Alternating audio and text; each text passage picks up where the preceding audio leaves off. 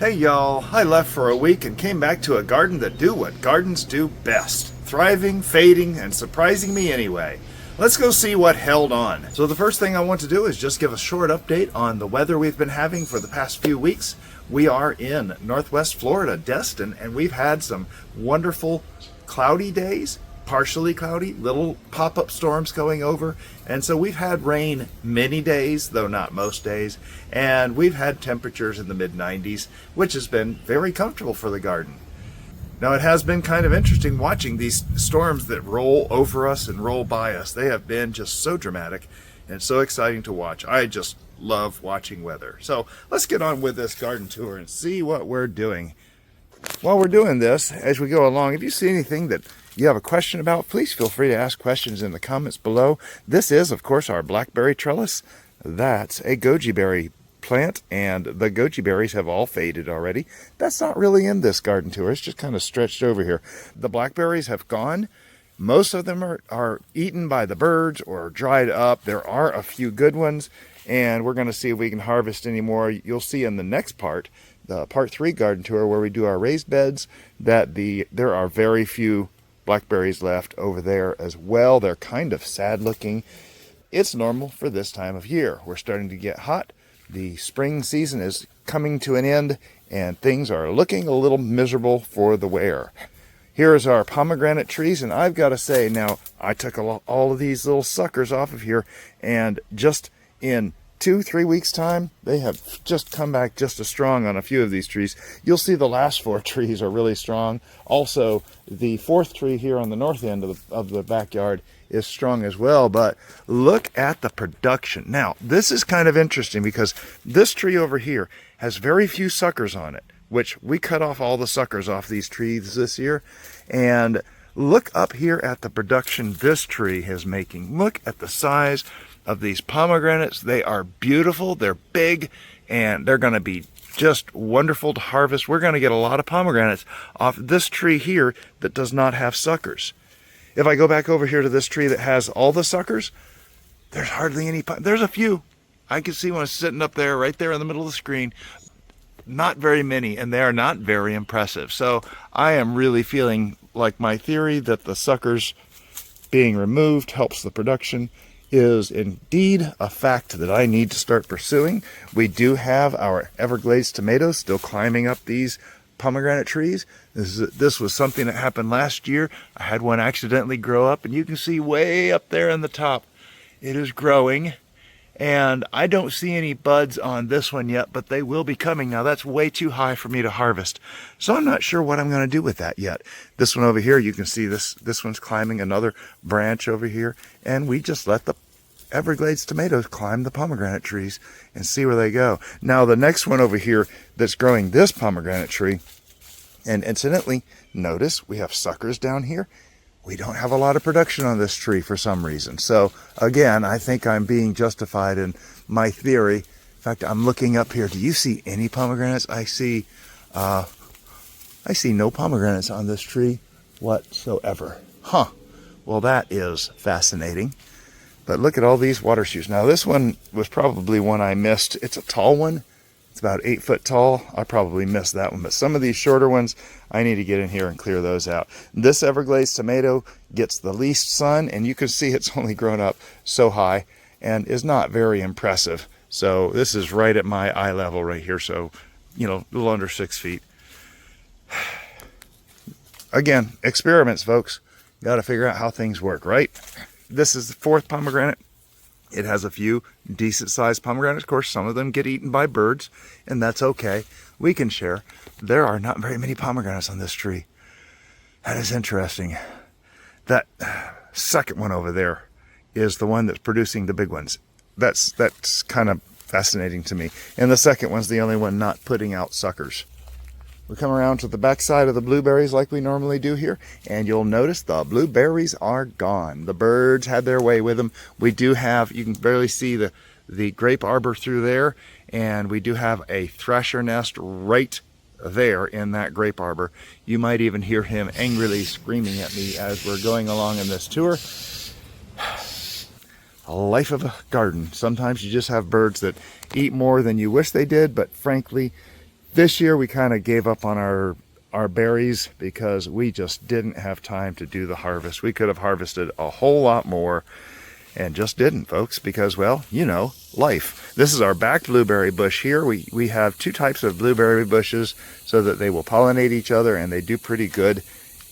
We did a lot of trimming of old wood out, so this year I wasn't expecting great production. And really, if I had harvested, I'm not sure I would have even gotten 10 pounds of blueberries from this mess. So I feel okay with that.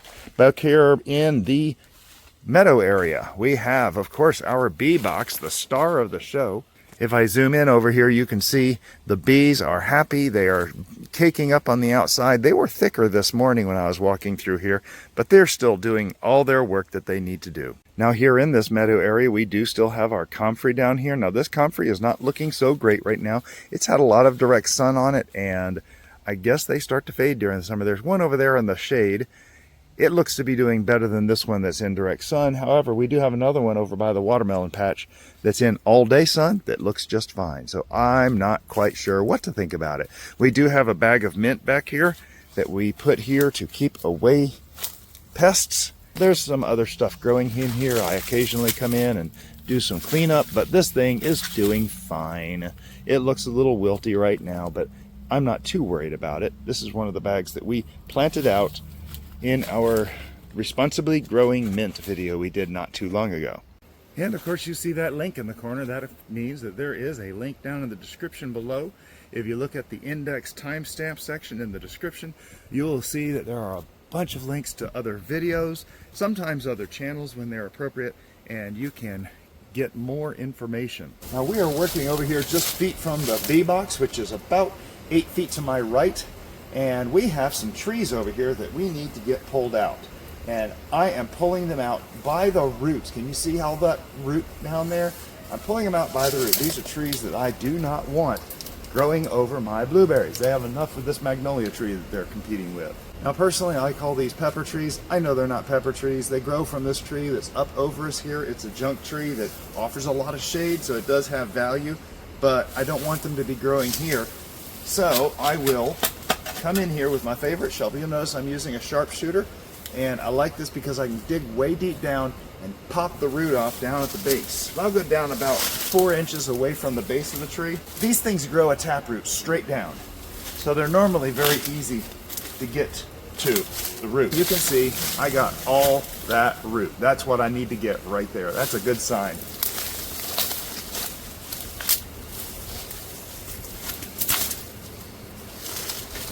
If you pull them up like that, you don't do a lot of good. I'm going to have to try digging that one next year when it grows. Half the trick is staying here as long as I can before the bees stop appreciating my presence here. Great news about the Cathedra-loupe is that there are no air potatoes growing on this thing this year. I am very happy about that. We do have a lot of Biden's alba down here. The 2 fig trees back here are actually looking really good. There are a lot of figs. In fact, there's one. Can you see that fig way up there? That one is almost ready to pick. This would be the first year I've eaten figs off of this tree, even though it looks as big as it does. Now these fig trees are kind of squeezed together. Here's the one we were just looking at, and over here is the other one that we planted. This was actually the first one we put in the ground. But look under here, we actually have turmeric coming up down here in its favorite place.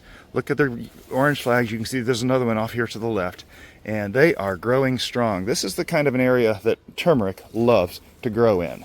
Now we do have a comfrey down here, I just noticed, that is looking quite miserable in the shade. Okay then, so they don't like the shade either.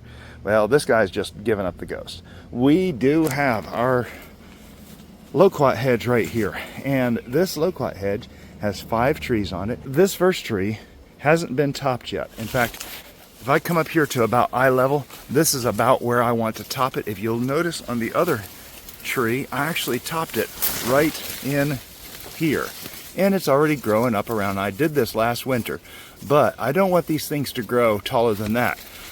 I was hoping these things would start producing fruit this year, but it's not going to happen. So all this extra growth up top here, this stuff here has got to go. So it's just a simple matter of getting up here with the trimmers and cutting them and taking off the top. Next year it will grow again. So I'm going to take this off right about the 6-foot mark, as you can see here, and we will be good. Moving on right along to the lemon trees. So down here past the Loquat hedge, we have a couple of lemon trees, one inside the big pot and one in the ground. And this one here is really starting to impress me in size. Though there's another thick one down there that's looking good as well, not quite as tall. I'm gonna have to pick one of those and let the others go. But these lemons, they died in the old freeze of Christmas 2022, where we hit hard freeze temperatures around 18 degrees Fahrenheit. And that's getting to the negatives Celsius. Of course, here we have our watermelon patch, and it's just really starting to get going. I did just notice, though, that one watermelon over there, first thing it did is pop up out of the ground and head for my neighbor's garden. What does it know that I don't? I noticed there's one tendril over there, and there's a couple of I pulled through and stuck back over here to keep on my side. But he grows his watermelon there as well. Maybe they know he has better, I don't know, soil. We are coming very close to having flowers. In fact, you can see here, we have new growth coming out here, and I don't see any buds right now. Oh, there's a bud right there. Looky there. There's a bud oh, that's a female flower too. Looky there. That's a female flower. First one I've seen right on camera. How fortunate is that? Here's a male flower. Of course, the male flower doesn't have a fruit underneath it. The female flower looks like it has a tiny watermelon underneath it. See if we can find a female flower on this one. Nope, we can't. The watermelons are underway. This is a Comfrey plant, and I'm noticing here in the sun, this thing's looking a little distressed as well. I guess they don't like all the direct sun that we've been getting. It doesn't get watered very well. It does have a spigot underneath it for the irrigation. It does get watered, but it is not looking as pretty as it did the beginning of the spring. This is the brown turkey fig tree. Now, I had a fig right up in here somewhere, and I found a bag on the ground that was empty. So I am figuring something must have gotten it, and it does happen. However, I happen to know right up in here, look at the size of this one.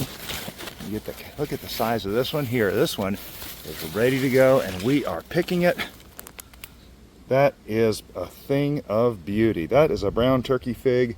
It's huge. It's going to be tasty. Oh, love these things. These brown turkeys make huge figs like that. I'm very happy to see that.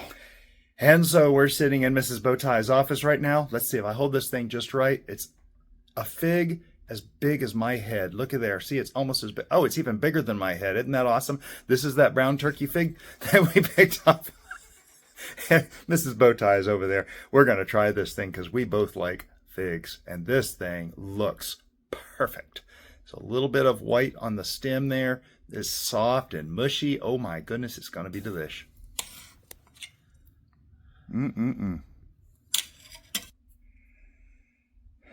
it's got a pink center and a white outside, so I'm not sure what that means, but it looks delicious.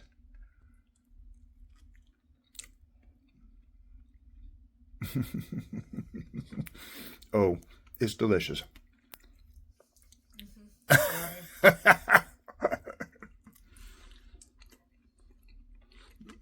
So I will tell you, Mrs. Bowtie helped me tame the Saskwa hedge this morning. We got out there and cut it down. I was very excited. Some of you may have seen that short if it's come out already. I don't know what my schedule is. I'll explain that at the end. But we got that little video, a little short of the Saskwa hedge being tamed. Very excited about that. Yeah. Now that's a fig worth eating, isn't it? Yeah? Yes, it's very good. Oh, yeah. Very good. I hope we get a bunch more. Well, we got 3 more in bags out there. Good, good. 2 more in bags out there. So we just ate one. Yes, we ate one. So good. Very excited. Our first brown turkey fig, and you got to join us for it. Next to that, of course, we have our passion fruit arbor, and we have 2 purple possum passion fruit that are supposed to be producing fruit for me. These are brand new shoots, so it's going to take a while, but they're both growing really nicely. This one here is 5 feet tall. That one over there looks like maybe 3.5 feet tall, but I'm very happy with how they're doing.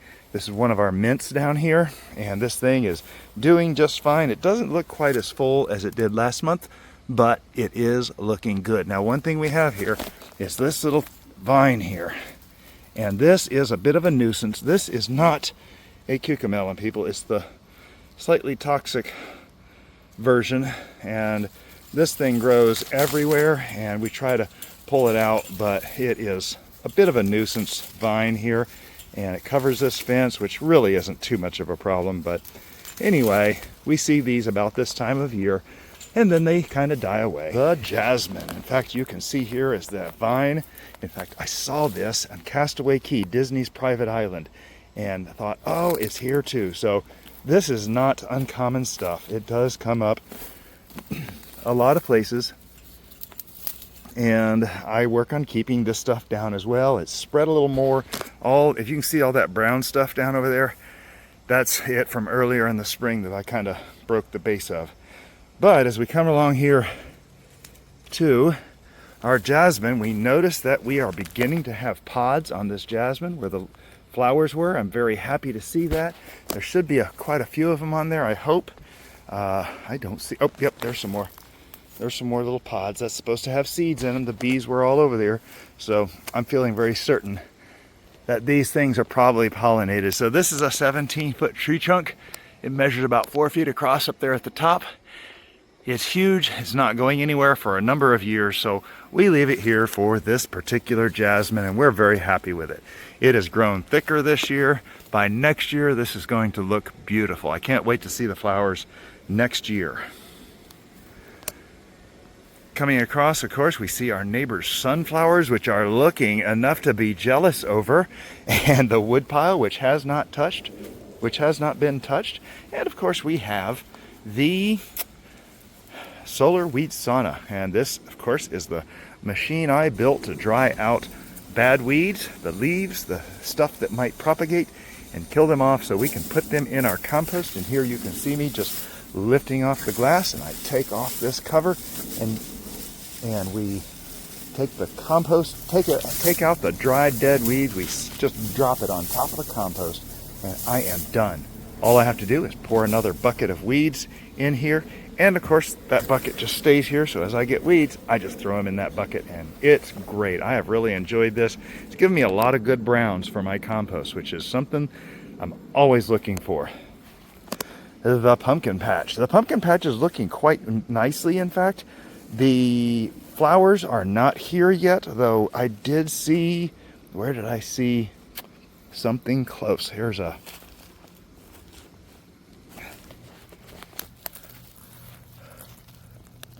spent male flower that's not going to do anything, and there are a few buds around, but they're kind of hard to find right now.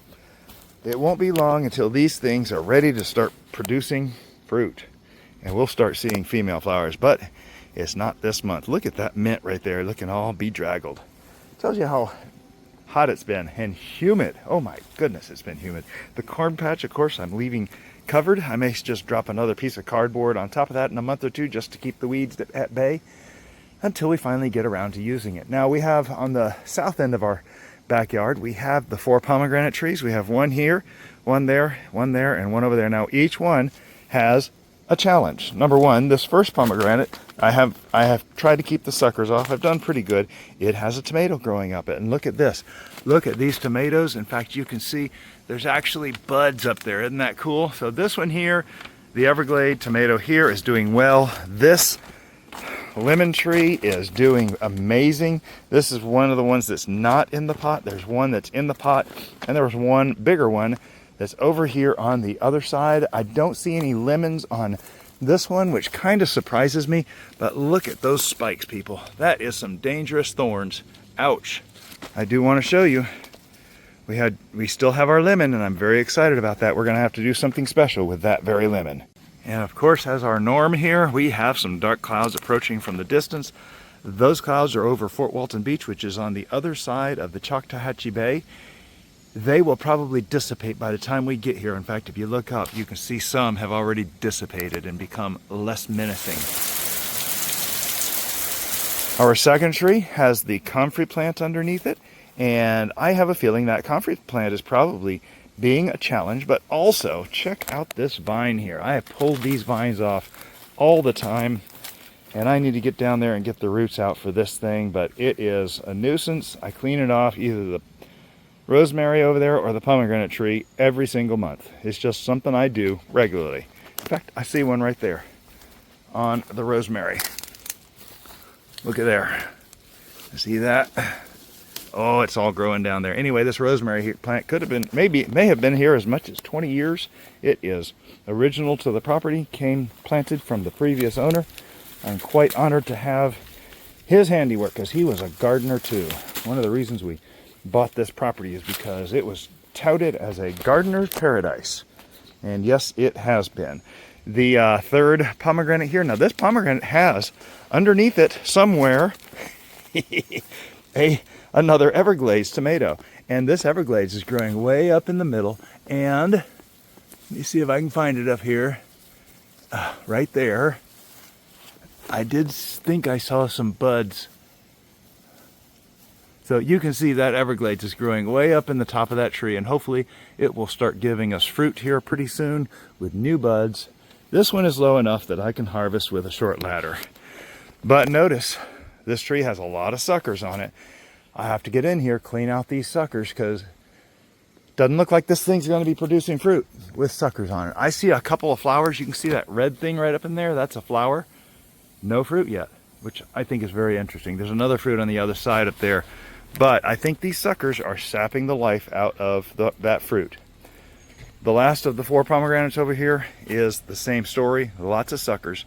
I cleaned a lot off of these last month. They're back again. Down next to the pomegranate trees, we have our pot garden, which is just a bunch of stuff still in pots. And these are those rosemary cuttings we took, and they are looking beautiful. Let me see if I can pop a root ball out. Look at those roots. Those things are ready to go.